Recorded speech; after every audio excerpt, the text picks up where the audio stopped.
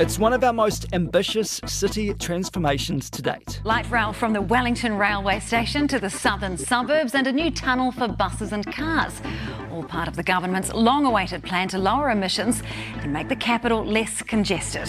But the aptly named Let's Get Wellington Moving was almost stopped in its tracks. Well, it is D-Day for Let's Get Wellington Moving. The council will vote on a motion of no confidence today as 7 councillors push for the program to be scrapped. It includes a second Mount Victoria tunnel, light rail running to Island Bay and banning cars from the Golden Mile. Getting people out of their cars to reduce emissions and congestion. It survived the council vote, but there's something that just isn't all that popular: taking cars off the Golden Mile. You have to park how many miles away to get to where you're going? It's rubbish. Bloody ridiculous. Isn't it? It's terrible because people are going to lose their jobs. Yeah. Who've gone overseas and done their OE and their backpacking tours and come back and want to turn us into Amsterdam. But this is Wellington, we're a bit different, you know. It's just that the Let's Get Wellington Moving program is not effectively delivering what we need as a city. Kia ora, I'm Tom Kitchen, and today on The Detail, Wellington's plan for car-free central city streets is hardly groundbreaking,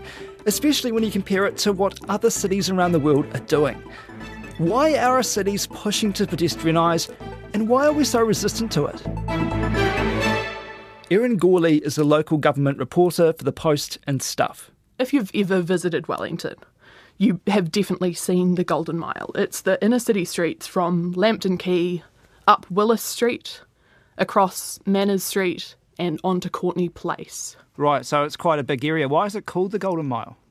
It's called the Golden Mile because that's where a lot of Wellington's retail revenue comes from, basically. I think it's something like 30% of the shops in the central city are located on that stretch of street. Oh wow, so what's traffic like on those streets at the moment? Traffic is busy. If you end up driving on the Golden Mile, it's a bit of a nightmare. To be honest, I always try to avoid it and I live in the inner city, but if I get stuck on Lambton Quay or something, you're just waiting there and you're like, this is so slow, you're stuck behind buses, there are pedestrians trying to walk in front of you, it's pretty chaotic. So it's not going to be completely pedestrianised. There's still going to be spaces for buses, cyclists and the like. Is that right? Yeah. So buses, there will be, yes, bike lanes. I think some of those will be shared with pedestrians where it's just a really wide stretch of footpath that, you know, bikes or scooters or pedestrians can go on. There will also be a permit system which allows certain people, like if you live in an apartment on the Golden Mile and you've got a car park, I think some businesses will be allowed deliveries, people like tradies, people with mobility permits will be allowed in. So there are quite a few exceptions, so there will still be traffic. Okay, so that's the Golden Mile. Well, take me back to 2016, and they had this new big plan called Let's Get Wellington Moving. Yeah, so it's the history of Wellington's transport is basically that nothing has happened significantly in the past 30 years. Congestion has just kept getting worse. I'm sure visitors to Wellington have been stuck in the queues of traffic trying to get out to the airport through the Mount Vic tunnel. Traffic is really a problem in the city, and Let's Get Wellington Moving was about essentially solving those congestion issues and looking at the places that transport needs to change in Wellington. And taking cars off the Golden Mile is just one small part of the plan. It includes light rail from the airport to the city centre, a new Mount Victoria tunnel, and a bunch of safety and infrastructure improvements across the city. It's a big, ambitious shift Wellington's committed to. It's essentially about trying to move the 80,000 people, that's the population figure they use, who are expected to move into Wellington over the next 30 years. It's about how do we move those people in a way that's sustainable and that doesn't clog up the roads even more. There's certainly a lot of opposition to this whole thing, though. There's recently been a big open letter signed by heaps of local business people saying they don't really want this. So what are they saying? Yeah, that's right. And so they're essentially pretty worried that the plan, because it removes those extra car parks and those extra lanes of traffic which are on the Golden Mile, will significantly decrease the amount of people going to their businesses. Do you think it's unrealistic this year to expect to be able to drive down a street like Lambton Quay in your private car and just, go into a car park and just pop in for a few bits and pieces? I think that has been an unrealistic thing in Wellington for a very long time, really. Like, since I've lived here, I haven't really wanted to drive down the Golden Mile. I just don't think recently there has been a time where you can just kind of pop in and get an on-street car park and go to a shop. It's not a small town. It is the capital city. Whenever you have a project like this, there is always this kind of backlash from businesses who are worried. And you can understand that at a time when it's quite tough for businesses. And there are a lot of buildings for lease in the central city, but it doesn't necessarily make a lot of sense when you look at the evidence, which is that in cities that have done this overseas, businesses have raised similar concerns, but when the changes have happened, it's actually turned out to be quite a boost for them in most cases. Cities like Dublin, London, which all kind of showed a similar trend. I guess people's argument to this is Wellington isn't London. It isn't one of these big cities. It's this cool little capital, isn't it? So people say it might not work for Wellington. Yeah, and you do hear that a lot. But I think, again, if you live in Wellington, you know that there is a pedestrian rush hour at the time when people get out of work, and there are hordes of people walking down Lambton Quay and up Willis Street to get home. So it is a city that is already using a lot of public transport and a lot of active transport, and this is really about kind of catering to that and giving those people who are already walking, already taking the bus, a faster and more efficient way to, get home at the end of the day, maybe visit some local businesses on the way home. Wellington isn't the only city centre phasing out cars. Dunedin's done it. It's been more than 3 decades since the last upgrade, and the council has earmarked more than $28 million to make the area more people-friendly with new paving, street furniture, lighting and public art. Tauranga is going that way. A plan for the western corridor of Tauranga and free up the city's congested roading network. Tauranga is the worst city in New Zealand for traffic. Goodness me. In fact, New Zealand's part of a global trend to make cities more pedestrian-friendly.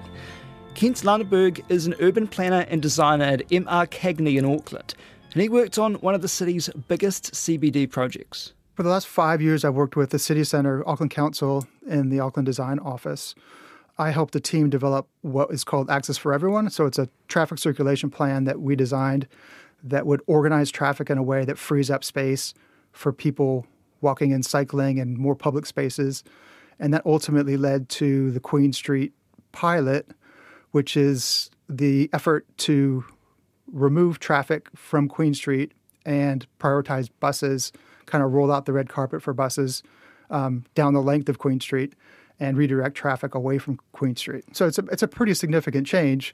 So these are changes that have been proposed over the last 50 years, removing traffic from Queen Street. It's been popular, but it certainly wasn't popular when the idea was put forward, was it? No, that's right. And that's the kind of the curse that we're in. We're in this kind of constant circle of like proving a concept and showing it's popular and then going to the next street. And so another really good example of that is Freiburg Square, which I think now has turned out to be the nicest public space in New Zealand. There was a time when there was a traffic lane that cut through Freiburg Square outside of Ellen Melville Hall. When they proposed to close that lane of traffic, it became, quote unquote controversial.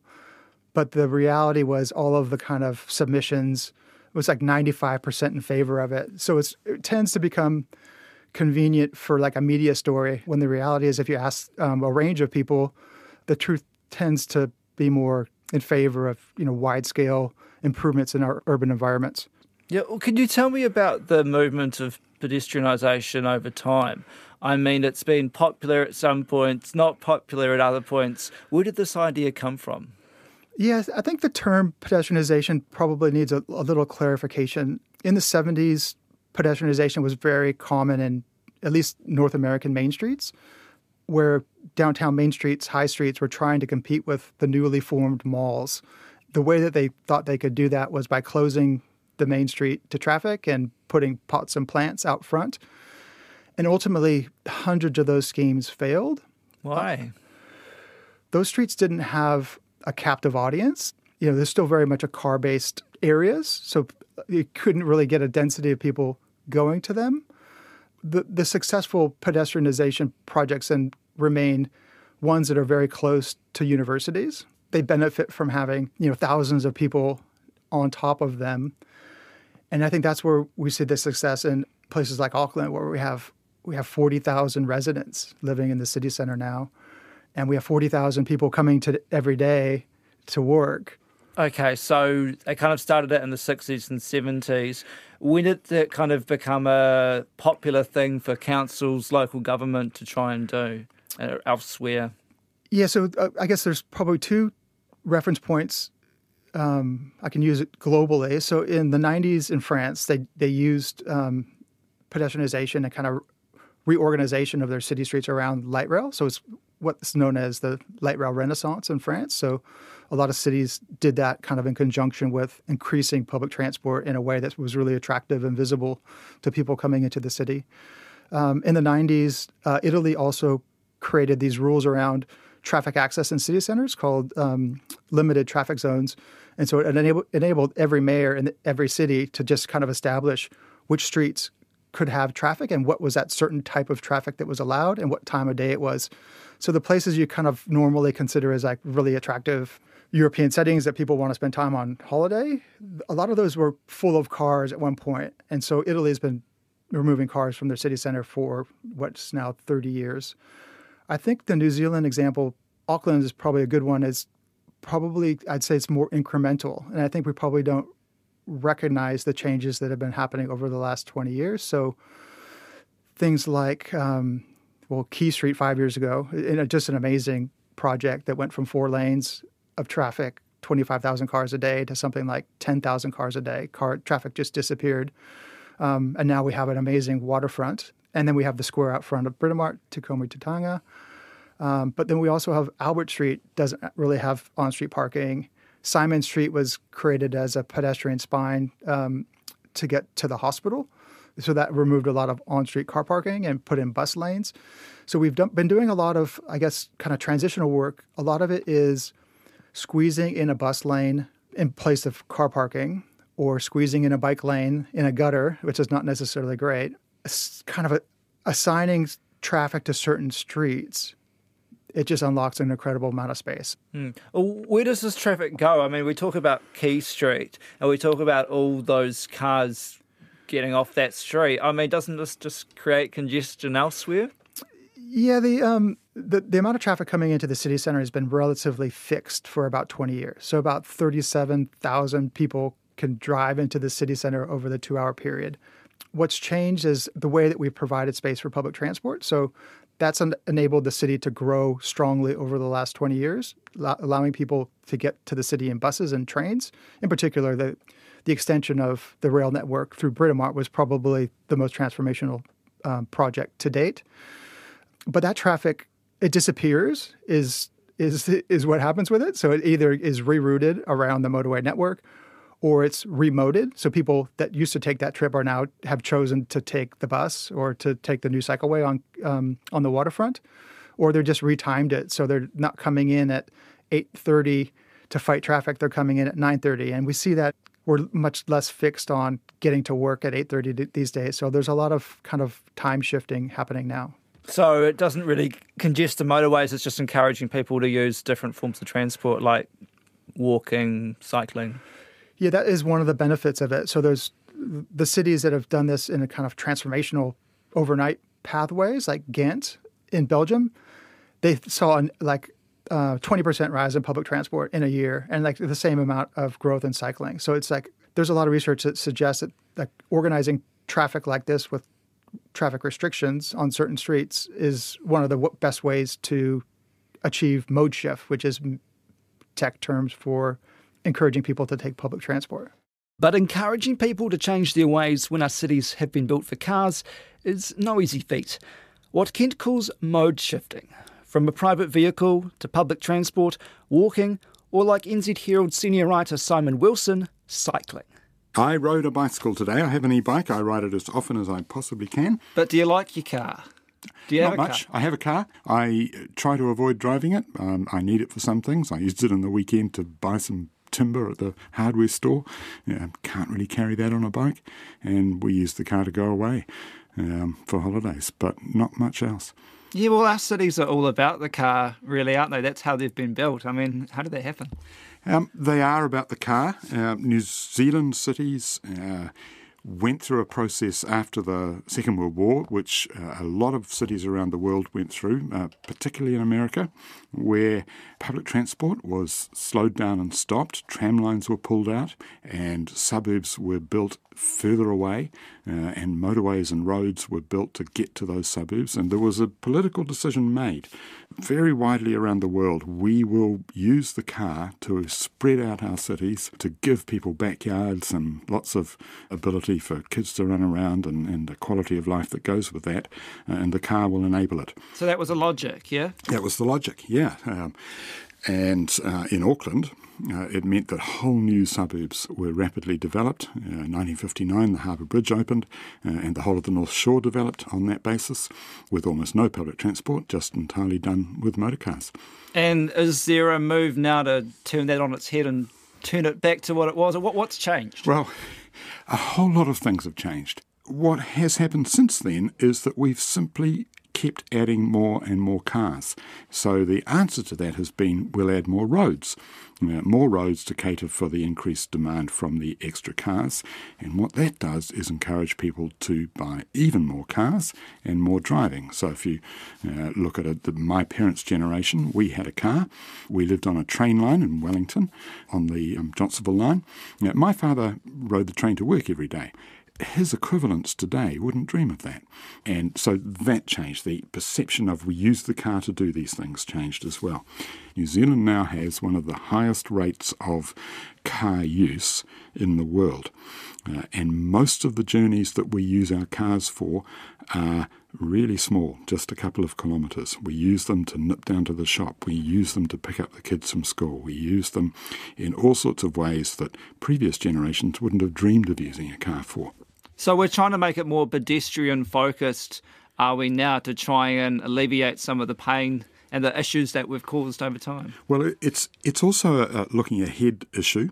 It's about alleviating pain, yes, but we're also looking ahead and going, we can't just keep sprawling the cities into the countryside. That destroys the ability of the countryside to produce food, but it also creates all sorts of issues of clogging up the roads with more traffic.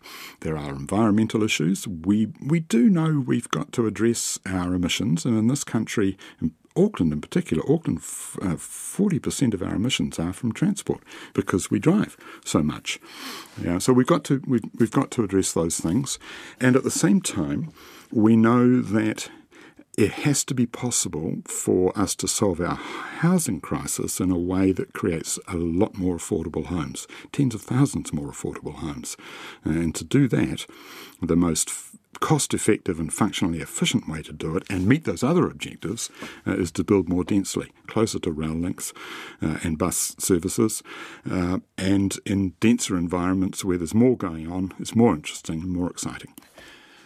People also think that, we could never be like Amsterdam or Copenhagen, which are the kind of poster cities for cycling and for walking, because they've always had that culture. And it is true that a lot of people have always cycled in those countries, but those cities, right into the 70s, were clogged full of cars. There are lots of photos of streets that are now pedestrianised, which used to carry thousands of cars, and people thought there was no other way. But protest action, lobbying, political will, all of those things pushed change, and it flipped over. So we just don't have the political will to do this? We don't have a lot of political will to do it in this country. It's a great shame. One of the problems we have is that there is a political idea that sounds like it's the centrist, moderate, right thing to do, which is that our transport planning should suit all modes. So everybody gets enabled. It becomes easier to do everything. The problem with that is if you keep making it easier to drive private cars, people will keep driving private cars. What you have to do is make it easier for people to catch a bus, because the bus won't be clogged up in traffic, or ride a bike safely. And we don't need to look overseas for that. We can see it right here in Auckland. The Northern Busway opened in 2008 in Auckland. Prior to it opening, dedicated bus lanes, people on the North Shore said, we will never catch a bus, we drive. Now, close to 40% of commuters crossing the Harbour Bridge in the morning are on a bus. Yeah, why do you think politicians take this line? Is it just a fact of not really wanting to rock the boat and make sure they get that vote in the centre? There is a pervasive thought that you see all the way through politics in this country and many other countries, and that is, how do we fix a problem without asking anyone to change their behaviour?